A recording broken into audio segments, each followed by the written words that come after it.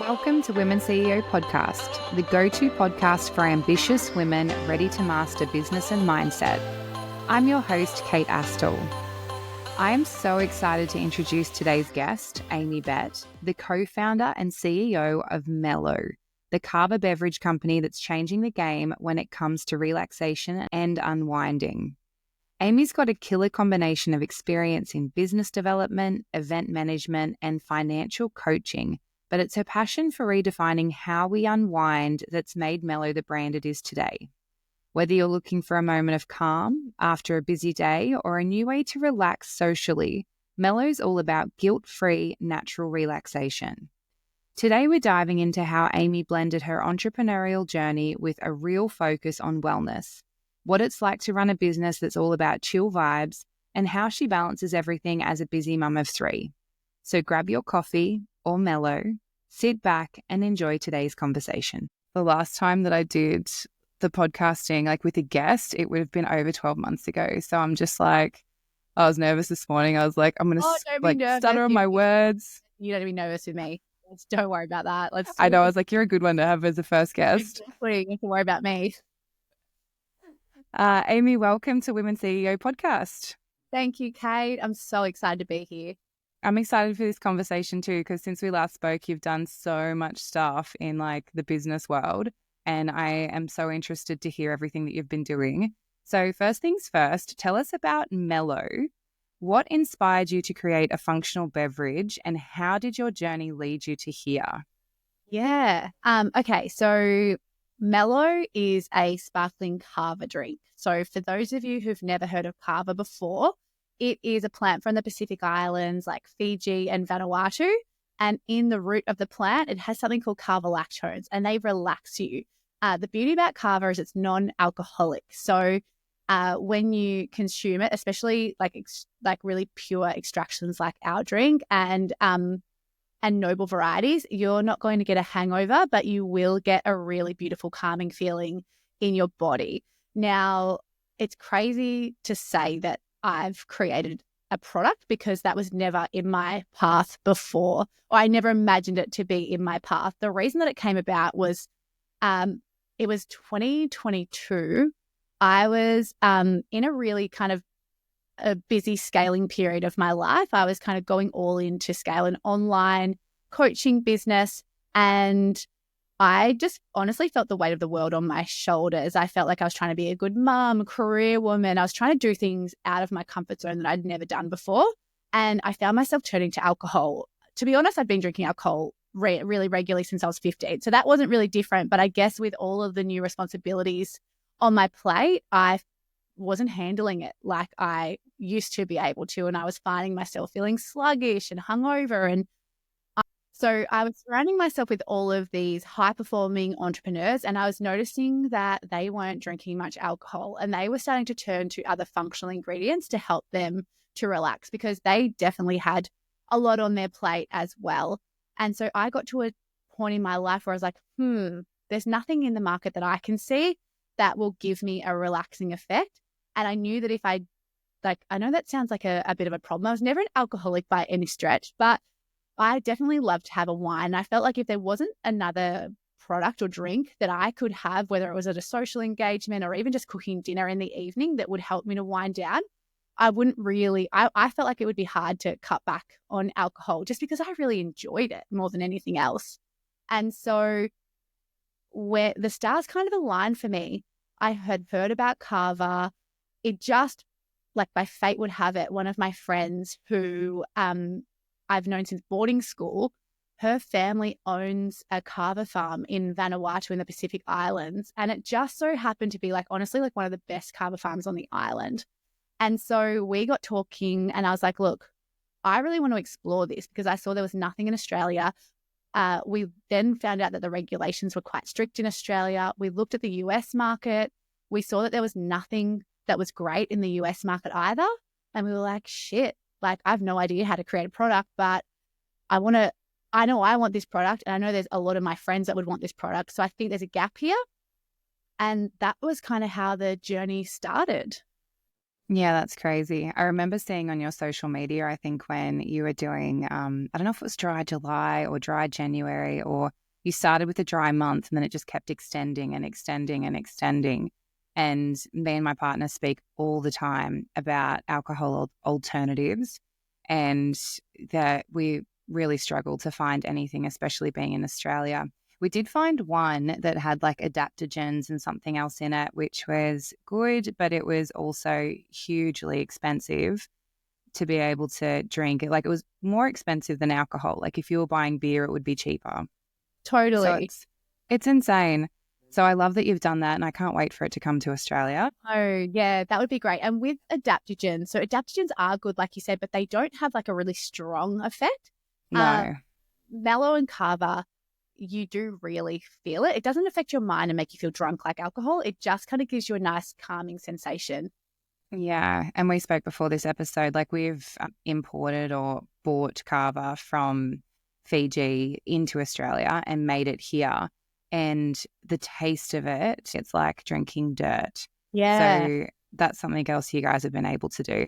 Yeah, I didn't even mention that. So yes, when I had my first experience as well, I was like, well, it makes you feel good, but God, it tastes like shit. Like, Yeah. and it's really, I guess, a little bit. It's probably not appropriate for me to talk like that, but because it is such a sacred, beautiful beverage over in the Pacific Islands, it's very ceremonial. But what if you're thinking about it from a modern experience?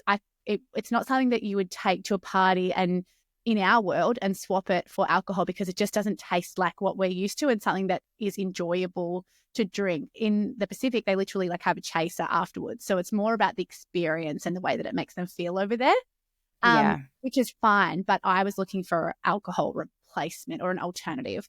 And so that was our biggest challenge and our biggest goal. And we wouldn't have launched a drink if we couldn't make it taste great. So we were able to extract out the pure carbolactone from the root of the plant in a way that we don't crush up the root or anything like that. We extract it out so you don't get that murky, gritty, like even kind of like bitter taste. You can taste that it's got a little bit of kava in it, but it's a completely transformed beverage experience, which is what we were like really setting out to do. Yeah, that's fantastic. Now, you've already touched on this, but you were previously running a service-based business.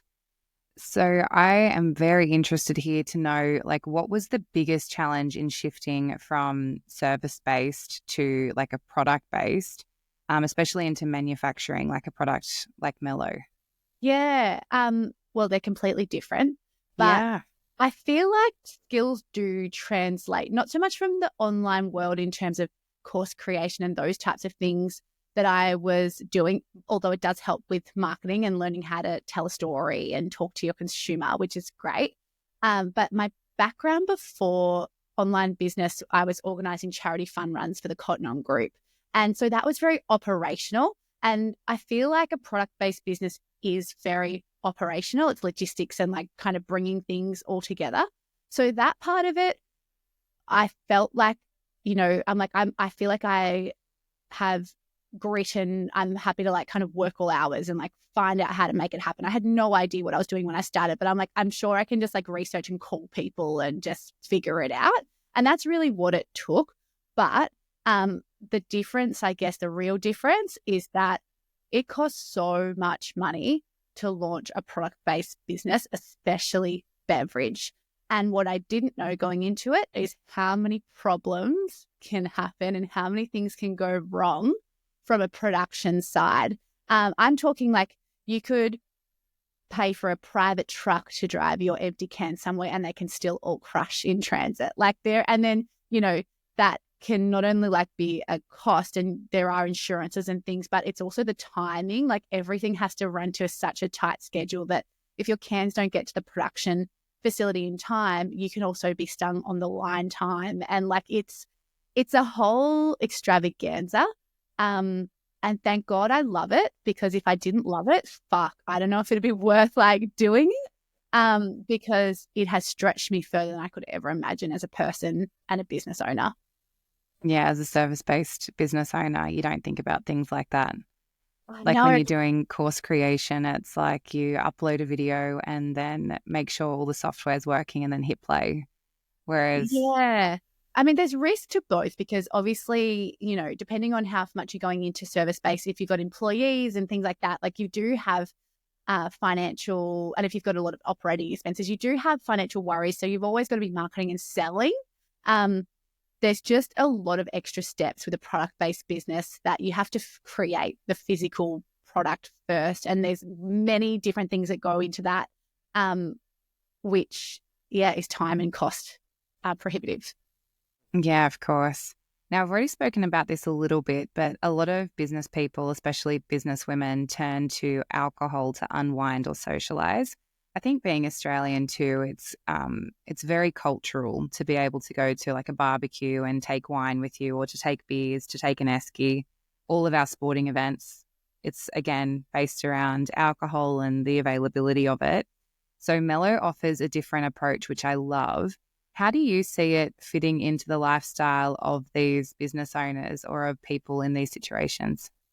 Yeah, well, I just think it's something that can easily integrate into your lifestyle and really help you to become a better version of yourself. If you think about it and the way that you live your life, I bet you in the moment you're feeling really good drinking alcohol, but then the next day you're feeling more sluggish and you're tired and it's harder to go to the gym, it's harder to exercise. So you are kind of compromising your, your health journey there.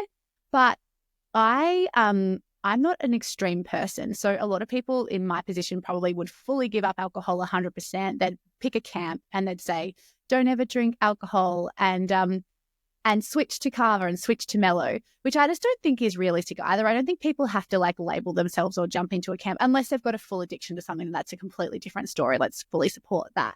But I feel like where Melo fits into people's lives is it's like, I like to think of the 80-20 rule. Like drink something an alternative 80% of the time. And if you want to go out to a hen's party or something, or a really nice dinner with champagne and wine, enjoy that too. But don't discount what swapping 80% of the time can really do and help you to elevate in your life. That's the way that I look at it anyway.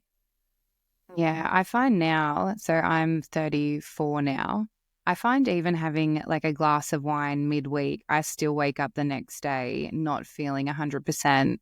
And I think I've only noticed the difference since I've cut back a lot on alcohol. Like we don't drink that often anymore. We do drink at social occasions and gatherings and functions and things.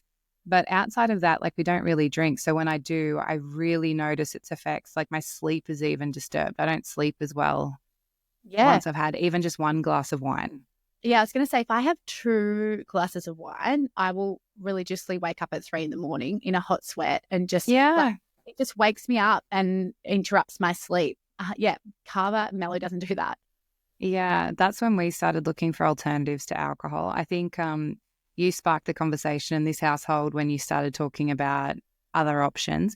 And I think at the time, I didn't even believe that there was another option. I didn't even step outside my realm of me and my like community and house and my bubble to even think that there would be another option.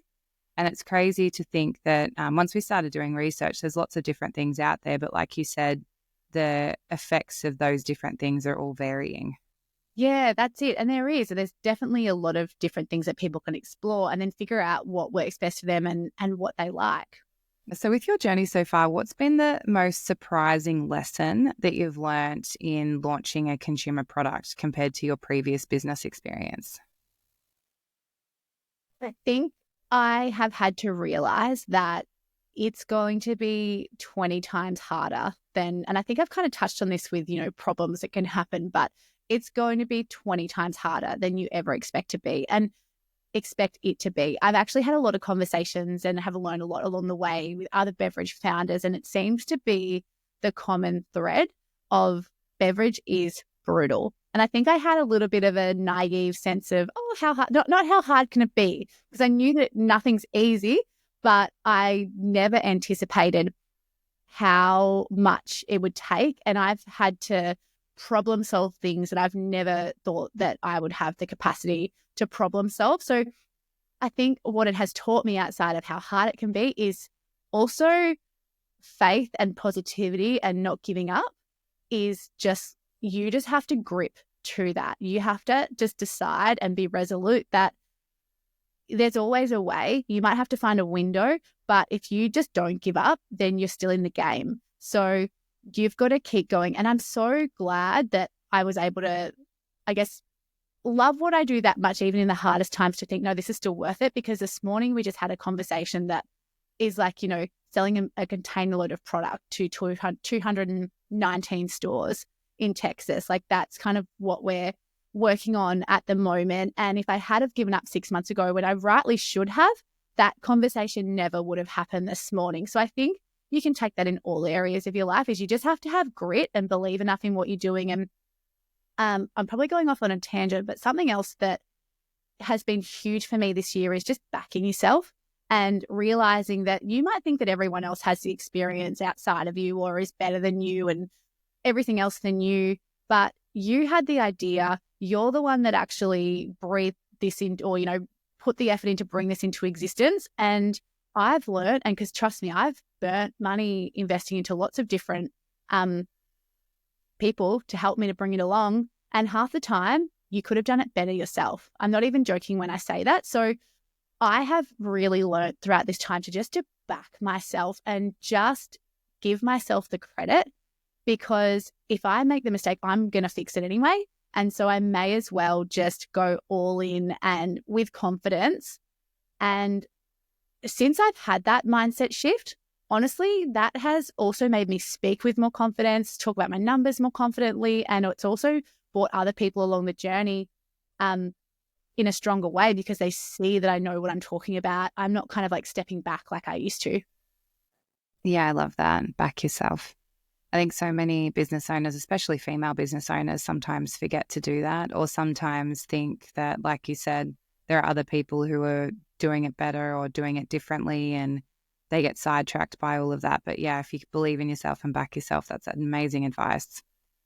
Now, this next question, I'm very interested to hear how it went. You aren't just a business owner, you're also a mum of 3 girls, a wife, and we've touched on the laws and rules in Australia, and that Melo hasn't launched here, it's launched in America.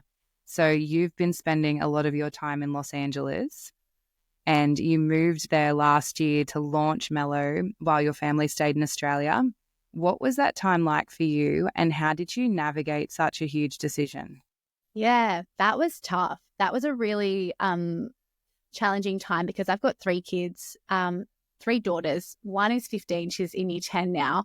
And my 2 younger daughters are 7 and 4. And so we kind of were at this tricky point where my eldest daughter is at a point in her life where her life is set up. She's got friends, school, and it didn't feel right to pull her out of that, especially at the time in the business where the business wasn't necessarily secure, where it's like we could uproot her whole life, move my family over there, and then fail, and then have to come back and really, upset the boat there. So that was one factor. And yeah, I think that it felt like it was more costly. There were so many reasons not to take my family over there. And the only way that I could compartmentalize in my mind as well to get there quickly, launch, and just like get straight into work was to unfortunately go by myself. So I'm like, how can I just make it easy, take a suitcase and just get going? And so I found somebody to live with in Beverly Hills, and that's exactly what I did. I said goodbye to my family, which was not kind of heartbreaking. It was heartbreaking at the time, because I knew that if I was making this choice, I wouldn't see my husband and my children for 6 weeks at a time. And it actually a couple of times ended up being 9 weeks. So I think I worked it out. I spent about 5 weeks with my family over that time, like in total. And that was like broken weeks. It was really hard, but it did allow me to really just focus on the business and then bring them over. I thought there were points where we wouldn't be able to make it happen and bring them over, but we finished the year so strong last year. We were in a BevNet Live conference, and we were put into the new beverage showdown, which is a pitch slam. And I think there were over 70 applications. We got into the top, say 15 of who were pitching. We got into the top 6. And we finished in, we didn't win it, but we finished in like the top couple, and we were actually activating with a stand at that conference. And so we just got inundated with investors and retailers and all the things that, you dream about happening. And, still some of those things are in conversations and play. Like we haven't landed all of the connections from that conference, but the feedback that we got from all the judges, and some of them were like huge retailers, it really just solidified that what we're doing is on point. It's worth it. It's what the market wants right now. There's a huge demand for it. And so it was like, all right, that's enough for us to say, okay, come over family, we're doing this fully. And so the time that they moved over, they've only been here for 3 weeks. And that's been a new settling experience. I haven't got my little cute LA apartment to myself anymore. I'm like reintegrating as a mother and learning how to cook again as a mother and all sorts of things. But I'm so grateful that they're here. My eldest daughter is still in Australia, so that's still a juggle. She's moved in with her dad while we kind of figure out what that next step is. She's still pretty adamant that she wants to stay in Australia, and I don't blame her at all for that. So we're just kind of navigating that whole process. But there were lots of tears. I had so many people. Sometimes I'd be really strong, and sometimes someone would just say, how are you? And like, how's your family? And I'm talking like sometimes like big corporate executives and stuff. And I just start crying. I feel like, but no, it's been big. Yeah, it's insane that you guys are all over in Los Angeles now. So what's next for Melo? So you've said you boomed the end of last year. We've come into 2025. What are the plans for expansion, or what's on the horizon? Yeah, so we're bringing out a new flavor in a month or so, which is more of a flavor that is really universal. So we're excited about that one. And we're bringing out a powder version of Melo as well, so you can travel with it and pour it into your drink, or if you go to a restaurant and they don't have an option like Melo. So that's really exciting. It's also got quite good margins on that product, and we're excited to get that up onto Amazon. But really, we're honestly just trying to stabilize. Everything that we kind of built last year was built in like a mad race, and we were learning on the go. We're trying to improve our efficiencies with our production. We're trying to land more retail and continue scaling online, but in a really efficient way to get our customer acquisition costs down and be the brand that we, I guess, have always dreamed to be, which is, a profitable brand that serves our consumer. It's great for the Pacific Islands, and we're boosting that economy. And we're also, I guess, building something profitable that we can benefit from down the track as well. That's so fantastic. Now, my biggest question, Rod and I are heading to New York in May. Do you sell it in New York currently? Oh, well, yeah, we definitely do. We sell online. We're in a couple of independents in New York, but we are actually just talking to some East Coast distributors at the moment. So check back with me when you're coming over. And anyway, Kate, for you, just tell me where you're staying, and I'll have some Melo waiting for you at the reception when you get there. That's what all you need to do is just send me your hotel, and I'll send you some so you can finally try it. Yeah, I'm very excited to try it. Thank you so much for coming on today. If the listeners want to connect with you and learn more about what you do, learn more about Melo, where should they go? So our website is drinkmelo.co. So drink and Melo is melo.co. And our Instagram is just drinkmelo_ as well. So come and follow along the journey, see what we're up to. And you can always DM, and if you have any questions, I'm happy to respond to you on there. I'm not the person managing the social media, but I do check in on it every day. So if I see a message that has my name on it, I'll answer back. Thanks so much for coming on today. Thanks, Kate. I've enjoyed it. And that's it for today's episode of Women CEO Podcast. If you love this conversation, make sure to hit subscribe so you never miss an episode. And if you're feeling generous, leaving a quick review helps more women like you find the show. Thanks for being here, and I'll see you in the next episode.